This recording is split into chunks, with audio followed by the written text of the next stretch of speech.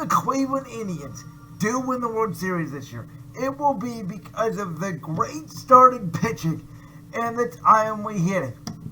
Now, I know, ladies and gentlemen, there are a lot of philosophies in life, right? Life is very interesting. For instance, in football, there's different offensive and defensive schemes. There's different versions of the West Coast offense. There's different versions of a 3-4, a 4-3. There's very many different offenses and defenses you can run.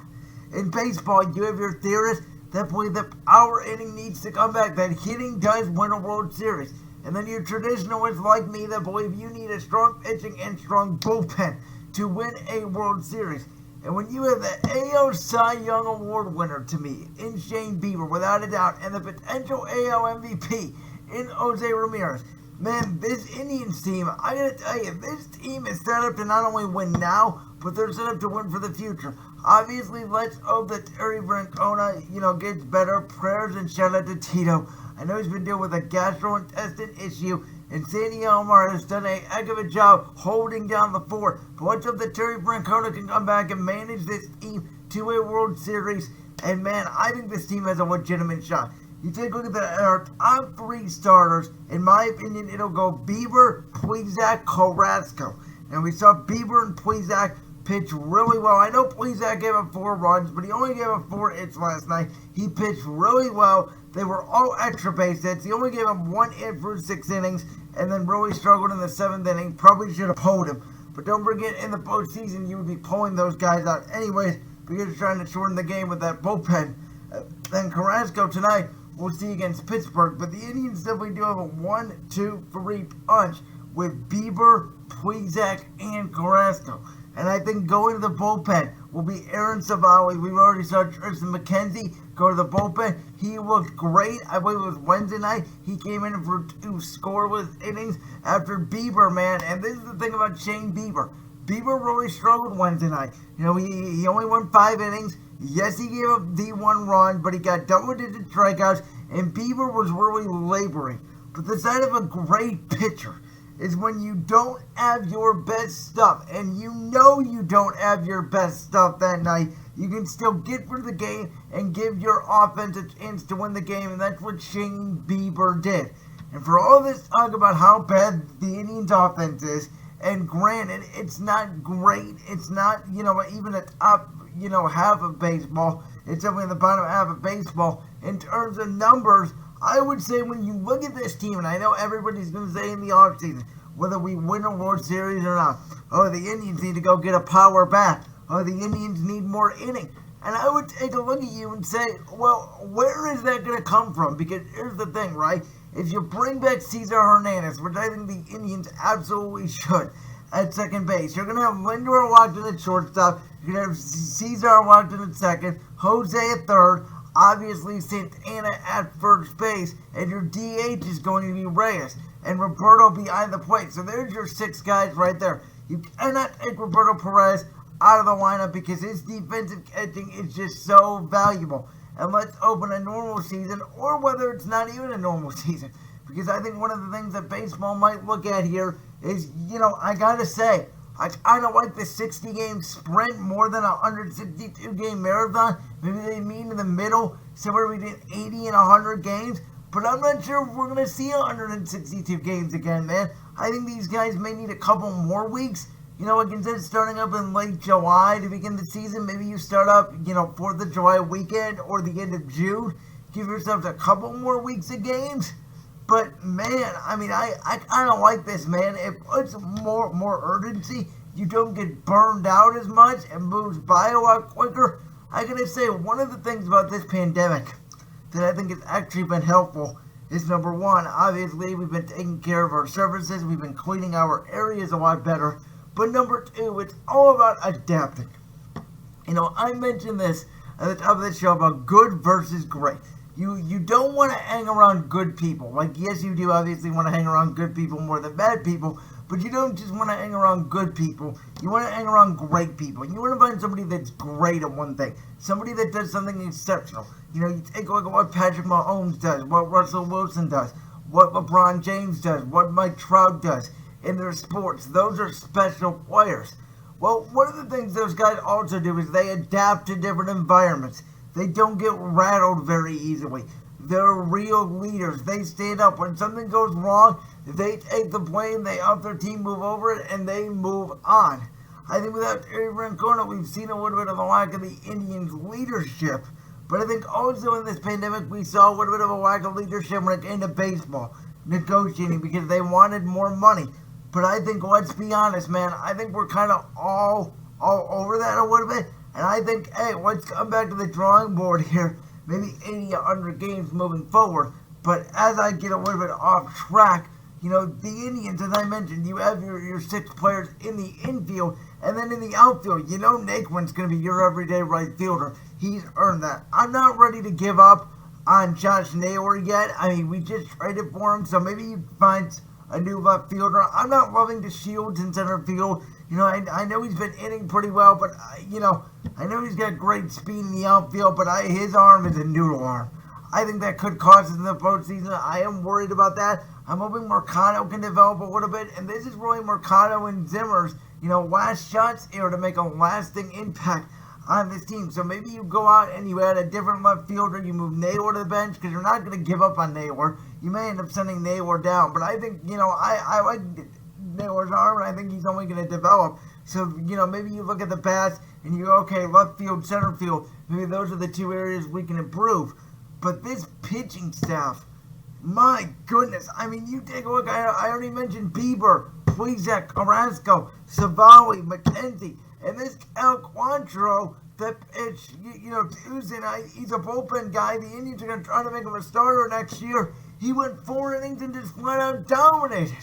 So I think when you take a look at this team, I think one of the things they might try and do, to be honest, is trade Carlos Carrasco. You know, he struggled a little bit. I know he's getting back on track now, but he struggled a little bit, you know, in the middle of this season. He's getting a little bit older, much like Corey Kluber. If you can maybe get another bullpen arm, because don't forget, we're going to have Quasi back next year from the suspension to go with, and in the last season of his contract, plus James Karinchak, and then obviously when Han leaves, Karinchak will become the closer. But ladies and gentlemen, this, as Jensen Lewis said the other day, this is the pitching university, and it is located in Cleveland, Ohio. I mean, these guys, ladies and gentlemen, if you appreciate pitching, you watch Indians baseball. Let's be honest, every time the Indian starters go out, even if they give up 3-4 runs, you know that's a bad night. Where most pitchers' ERA are somewhere between, you know, 3 and 4, the Indians are like 1.5, 2.0, 2.25, and it's for everybody. And these guys, whoever it is, and think about it, you know, I know Mike Clevenger just got over the bicep, and he's going to miss potentially San Diego's postseason, and Kluber got hurt. You know, and Bauer is really the one that's pitching well for Cincinnati this season. Bauer thinks he should win the National League Cy Young, and he's leading in all categories, so I tend to agree with him. But when the Indians traded Corey Kluber, a perimeter ace, Mike Clevenger, who can be an ace on any staff except for the Indians, and Trevor Bauer, as we've seen now, the ace of the Red staff, and they still have by far the best pitching in baseball. I mean, it's absolutely amazing. And by the way, the Indians got back, you know, Reyes from that deal with Bauer. You know the Clevenger deal. You know, who knows? Those guys are going to still develop. The Indians are getting Quasi into Shields. So it's not like they got much out of those 3 trades, by the way. They didn't do a very good job at trading those guys away for much. The best guy we obviously got out of that was Reyes. You know, Puig was more of a rental.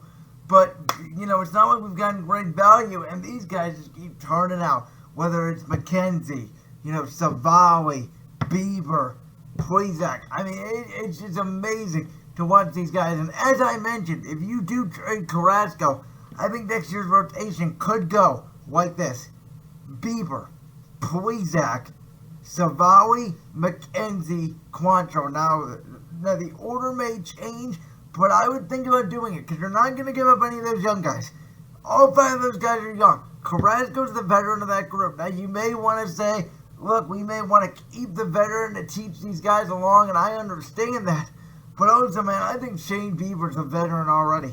The way he acts, he clearly learned from Corey Kluber when Corey was here last year. He acts just like Corey Kluber, and dare I say, he's already better than Corey Kluber, man. And by the way, my one knock on Corey Kluber was he could not pitch in the postseason, much like Clayton Kershaw for the Dodgers, We're about to see if Kershaw can pitch well for the Dodgers this season in the postseason, but man, Bieber, let's hope he comes out. And one of the things about this here, the MLB standings here, is that right now the Indians would be playing the Twins. Now, here's the thing, the Indians could potentially, keep this in mind, the Indians could potentially catch the White Sox for second place in the American League Central. They're only a game back of the White Sox. I doubt they're going to be able to catch the Twins because they're technically 3 games back of the Twins. So the Reds are going to need to sweep the Twins, and the Indians are going to need to sweep the Pirates in order for the Indians to win the AL Central, and then the White Sox would have to lose 1 game. And by the way, the White Sox are playing the Cubs, so that could happen. I think the most likely situation here is the Indians do get in second place. And by the way, that matchup then would be against the Yankees. Now here's the thing, we know the Yankees have the Bomba squad, but those two guys also have never seen Plesac this season, and they never saw Bieber this season. That's a huge advantage for the Indians. It's also a huge advantage for us if we play Oakland, who, by the way, is only a half game back of the Twins. So there's definitely a lot of scenarios here. The Indians could end up playing the White Sox. They could end up playing the Twins. They could end up playing the A's. And it looks like the Rays are going to be locked into that number 1 seed in the American League. Personally, I would love the Indians to play Oakland more than anybody else. My second preference would actually be the Yankees, and my third preference would be Minnesota. Only because I think the advantage for us is our pitching, and Minnesota would be the only one out of those 3, and they could also play Chicago as well. And I think that would be dangerous because you're seeing Bieber and Plesac for a second time. I know we just beat them, but all those games were close, and when you see them for a second time, generally you get a better read off them. My best bet for the Indians would be, I think they're going to probably play Minnesota or the Yankees, but I would love to see them play the A's because, again, the A's have not seen the Indians, and I think that's an advantage for the Indians. You take a look at the American League matchups right now. It'd be Tampa Bay against Toronto, the Indians against Minnesota, Houston against the A's, which would be interesting, and then the Yankees against the White Sox. I gotta say, besides Toronto, and I don't think Houston's a real legit World Series contender this year, only because, I know they have veteran leadership, but I don't think they have the pitching, especially with Verlander going on Tommy John surgery. But I think besides that, man, all these teams, including the Indians, I think 6 out of the 8 teams in the American League. And by the way, Houston's the only team in the American League that has not clinched a postseason spot. They could clinch it tonight. The Angels would have to sweep their opponent, and the Astros would have to sweep their opponent in order for the Angels to get in. That's not going to happen, so Houston's going to get in. Again, besides Toronto and Houston, I think those 6 other teams are all legitimate World Series contenders. You take a look at the National League, it's really down to the Dodgers, Braves, and Cubs, I would say. I think the Dodgers are out of it without Clevenger. We'll see if the Dodgers can finally pitch in the postseason. It's really the story in the National League is really about who's going to get 7 and 8. Because you look at right now, the Reds, Giants, Phillies, and Brewers are all separated by 1.5 games for those 2 wildcard spots. Right now it belongs to Cincinnati and San Francisco. San Francisco is a half game back of Cincinnati. Philadelphia is a half game back of San Francisco for the 8th spot, and Milwaukee is a half game back of Philadelphia. So everything's going to change in the National League over the weekend. Right now as it stands, though, the Dodgers are the 1, the Braves will be the 2, the Cubs will be the 3. Now the 4th spot will be the Padres, the 5th spot will either be the Cardinals or the Reds. The 6th spot will either be Miami or Philadelphia. And then as I mentioned, 7, 8, 9, 10. Is really a battle to see who gets those final 2 8 spots. There's a lot of conjunction in the National League, and I do think this is what baseball wanted.